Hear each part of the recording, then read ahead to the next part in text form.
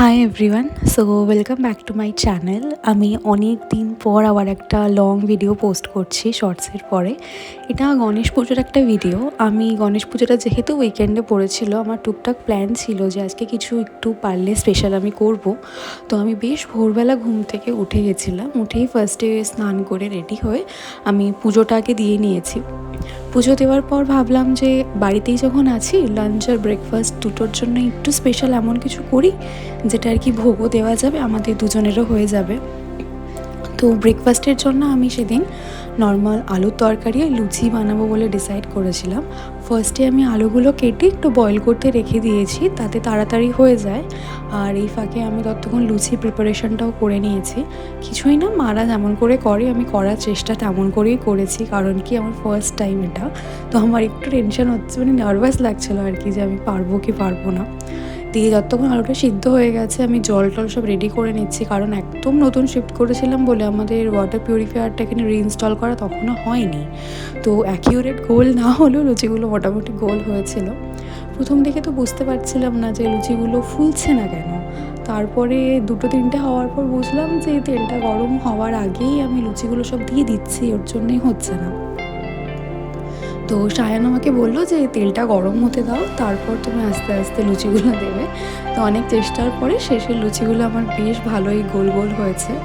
তো লুচিটা যতক্ষণে রেডি হয়ে গেছে আমি তেলের মধ্যে নর্মাল পাঁচফোড়না, আলু, লঙ্কা আর জেনারেলি যে মশলাগুলো যায় আর কি, সেগুলো দিয়ে তরকারিটা বানিয়ে নিয়েছি। তো ভোগ দেওয়ার জন্য সকালে আমার ফল, মিষ্টি আর লুচি সব কিছু একদম রেডি। আমি যতক্ষণ ভোগ দিয়েছি তখন আমি লাঞ্চের প্রিপারেশনটা করে নিয়েছি। আমি ফ্রাইড রাইস, পোলাও আর টোফু আলু দিয়ে একটা তরকারি করেছিলাম। আর এটা আমার ছোট্ট ঘরের মন্দির, আমি নিজে যতটুকু পেরেছি চেষ্টা করেছি সাজানোর। আর বিকেলবেলা আমরা ভাবলাম নিচে যে পুজোটা হচ্ছে সেখানে গিয়ে একটু দেখে আসি।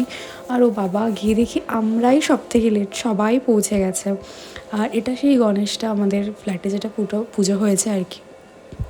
গণেশটা ভীষণ কিউট। আর এটা না নর্মাল প্লাস্টার প্যারিসের নয়, নর্মাল কাঠামোর উপরে মাটি দিয়ে যে বেসটা তৈরি করা হয় সেই বেসেরই গণেশ। সেটাই এত সুন্দর করে বানিয়েছে, ভীষণ ভালো লাগছিল দেখতে। আর এটা হলো যে সোসাইটির নিচেই সবাইকে প্রসাদ দেওয়া হচ্ছিলো। এখানে না সবাই বাড়ি থেকে নিজের মতো করে প্রসাদ বানিয়ে এনেছে আর কি। আর এখানে কিছু ছোটো ছোটো বাচ্চারাও ছিল যারা অনেক দিন ধরে রিহার্সাল করেছে আজকের পার্টিকুলার এই পুজোর জন্য পারফর্ম করবে বলে। ওরা মেনলি সাউথ ইন্ডিয়ান যে ভারতনাট্যম আর ক্লাসিক্যাল যে ডান্সগুলো রয়েছে সেগুলোই প্র্যাকটিস করেছে। আমার ভীষণ ভালো লাগছিলো।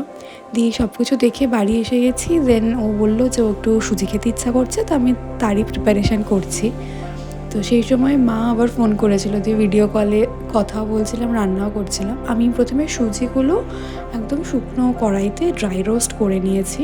তারপরে ওটার উপরে দুধ আর এলাচ দিয়ে ফার্স্টে দুধটাকে একটু ফুটিয়ে নিয়েছি।